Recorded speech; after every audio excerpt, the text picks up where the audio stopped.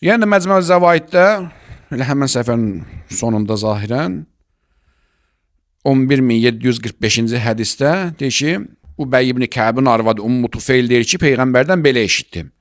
Yuxarıdakılarda aşkara görmüşmüş. Burada isə deyir ki, Peyğəmbər deyir ki, yuxuda gördüm Rəbbimi fi surəti şabbin muvaffirin fi xudratin. Mən Rəbbimi gördüm ki, cavan oğlan formasındaydı, qəşəng saçları vardı, fi xudratin yaşıllığın içindeydi. Əleyhi na'lani min zəhəb. Özdə qızıl şapşapları vardı belə, qəşəng na'leyni vardı, başmaqları vardı. Əla vəcihihi fərashun minə zəhəb. Üzündə də burada belə qəşəng qızıldan kəpənəyi vardı. Sevdin oğlandı, belə qızıldan kəpənəyi vardı. Qaləl hədis rəvahu Tabarani. Məcmuə Zəvaidin sahibi Heysəmi deyir ki, bunu Təbərani nəql eləyibdi. Və qalə İbn Həbban innə hədisun munkər. Deyir ki, bu hədis inkar olunur. Liənnə Umarət ibn Amir ibn Hazim nəblin filan kəs ləm yəsmə min Mutufeyl. Zəkərə fi tərcüməti Umar ibn nəblin filan kəs. Amma deyir, Umarənin siqatların içində qeyd edilir. Yəni, bəziləri əgərsə o adamı müşkül biliblərsə, bəziləri ki, siqədir, amma müşkül burasında olub ki, görəsən o Mutufeyldən hədis nəql eləməyib. Xülasə, deyir ki, bu hədisə görə harada görübdü Peyğəmbəri? Peyğəmbər Allah yuxuda görübdü və yaşıllığın içində qəşəng qızıl ayaqqabı ilə belə başmağıyla gəzirdi. Üzündə də belə qəşəng qızıldan burada kəpənəyi vardı. Cavan oğlanlar ki, indi lotu uşaqlar üstündə belə işarələr zaten tato vurdurur. Nəuzubillah nəstəcir. Allah bu cür təsəvvür eləyirlər. Bu bir sıra gülüncü rivayət. Bu rivayətlərdən maşallah çoxdur. Mən istəyirəm bəzi dəstə bəzi rivayətlər işarə eləyim. O rivayətlərdən ki, Allaha forma dedi, vid fason nəydi, cavan oğlandı, üzünə tük gəlməyib, saçları belədir, ayaqqabısı belədir, nə bilim kəpənəyi belədir, nəyini belədir. Elə bil ki, Avropa cavanına oxşanmış bir ərəb cavan uşağı ya da Avropada özünü məsələn tatolatdırıb, nə bilim gəzir bu cür. Nəuzubillah, nəstəciru billah. Yaxşı, Allahın böyüklüyü nə boydadır?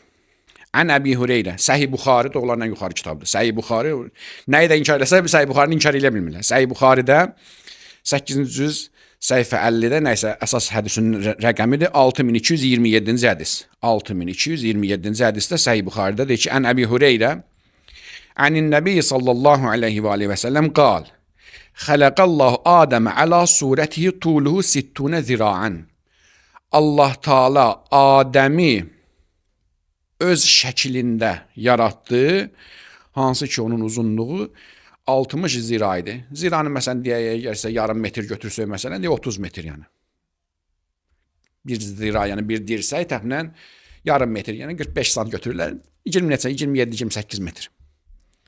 Allah Taala Adəmi öz şəklində, öz surəsində yaratdı, hansı ki uzunluğu nə qədər idi? Düzdür, demir ki Allahın uzunluğu. Deyir Allah Adəmi öz şəklində, öz surəsində yaratdı ki Adəmin uzunluğu nə qədər idi? 60 zira idi. Əgərsə Allah Taala öz formasını yaratmışsa, onda Allahın öz forması nə qədər imiş? 60 zira. Yəni 27 metr, 28 metr, nə qədər. Hədisin davam var. Bizə lazım olan budur ki, Allah cisimləşdirir. Allah Adəmi öz surəsində yaratdı.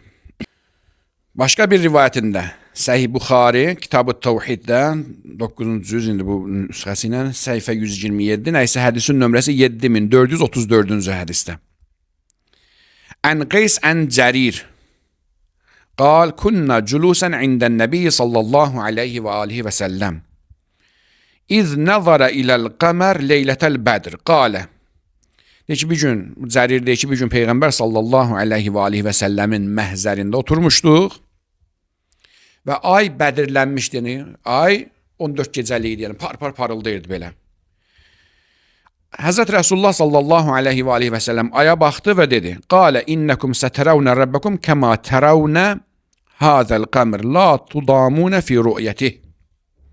Siz Rəbbinizi bu ay kimi parlaq belə görəcəksiniz. Yəni qiyamətdəmi, bərzəxdəmi, dünyadamı? Burada hədisdə ondan danışmırız. Onlarda ixtilaf var ki, Allah harda görəcəklər? Dünyada, bərzəxdə, axirətdə.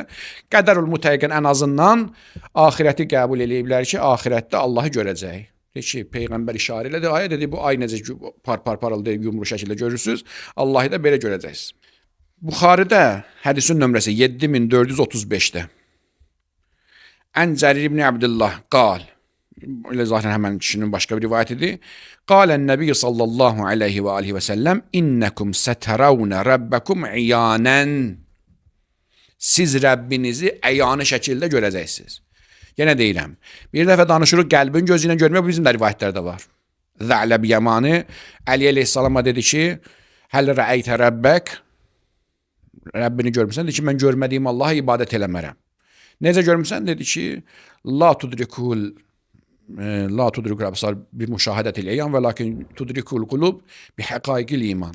Yəni insanın gözü belə baxıb görməz. Qəlblər öz həqiqəti ilə görər. Yəni Əleyhissalam etiraz eləmədi ona ki, qəlb gözü ilə görmək olmaz. Dedi, qəlb gözü görər Allahı.